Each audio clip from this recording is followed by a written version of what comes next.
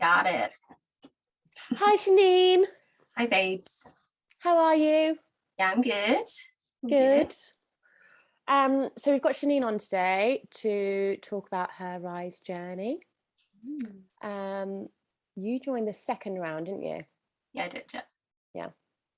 Yeah. So let's start by talking about what your first initial reason for joining Rise was. I was in a really bad place. I honestly, I felt broken. I think I remember contacting you the first time, like, there's something wrong with me. Yeah. And you're like, yeah, you need this.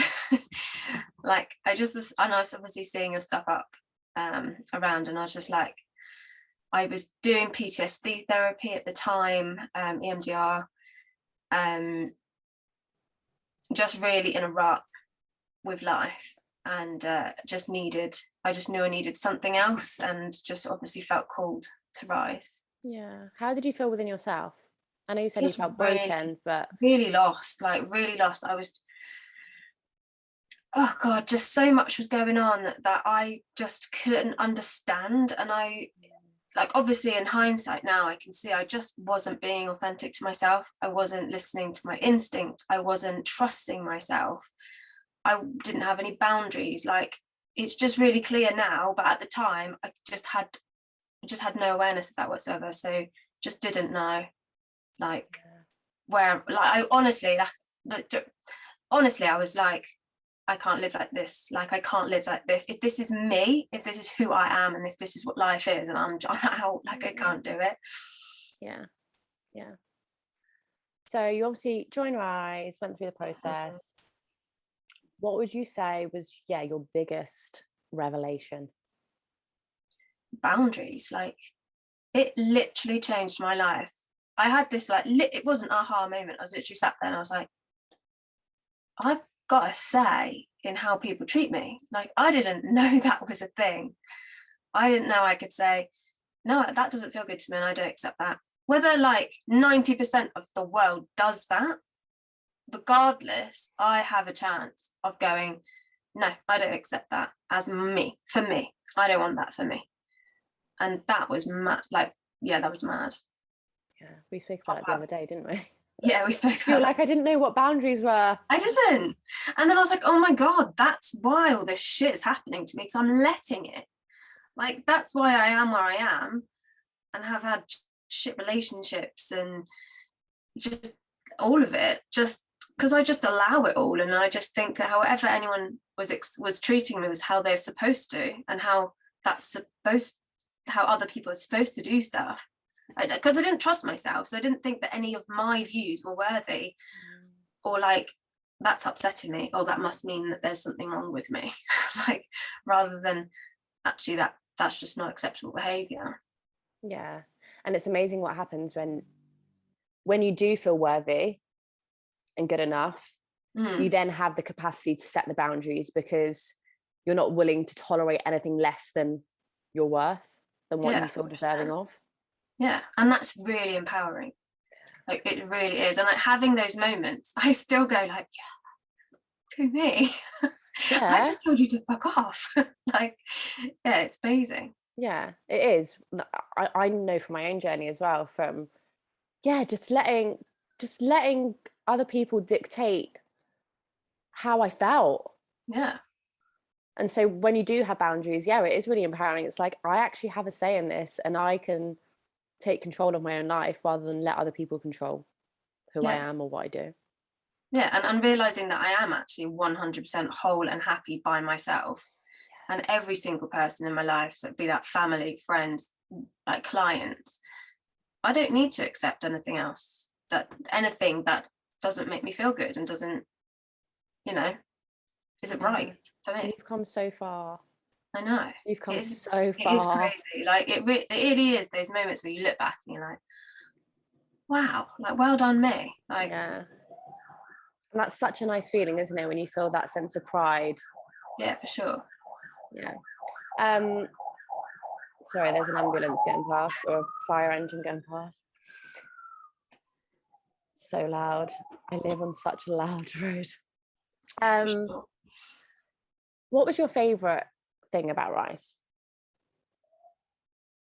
I think having the group, like, as much as, you know, it is quite full on when you have to do things like every day and stuff, so you don't have time always to like read other people's stuff, but to try and to actually understand that actually everybody's going through the sort of the same thing.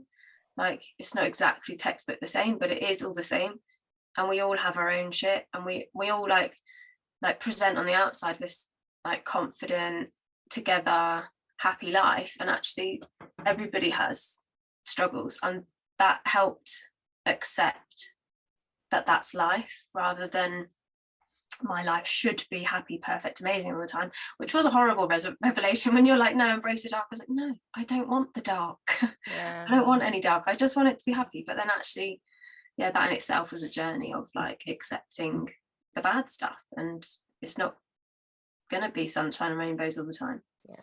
But yeah, having everybody else and their support, and they're like non-judgmental as well. Like, we all know so much about each other, but it's just this unwritten rule that we went through the same experience, that I just know that you can trust everybody to just be kind.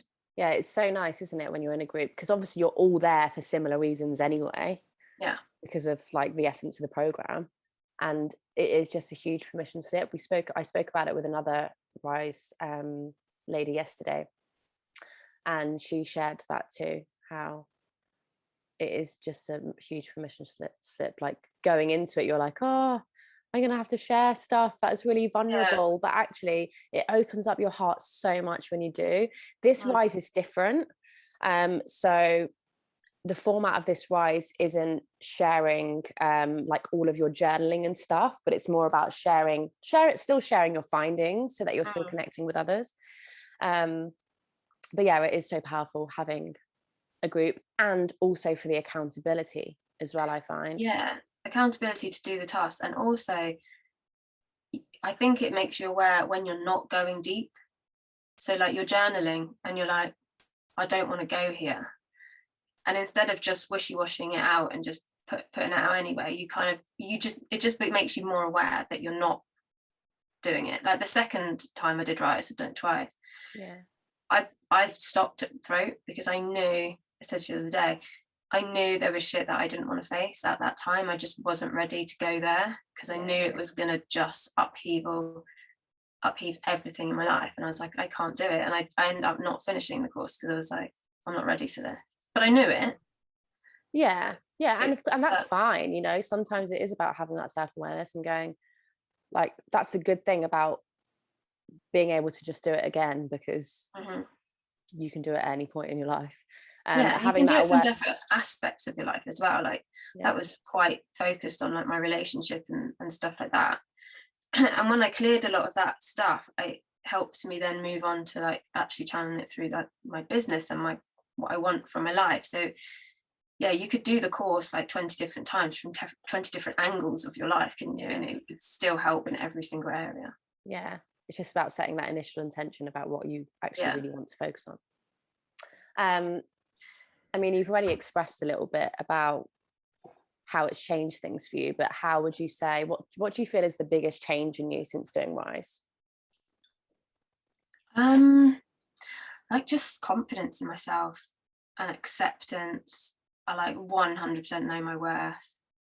I don't feel embarrassed either of like, I'm fucking great. Like, and I used to feel so much cringe saying that. Like, I'm like, you're lucky to have me in your life. Like, I genuinely just feel okay with saying that now, and I don't feel arrogant. I don't feel like uncomfortable. It's just like, big up me all the time to everybody.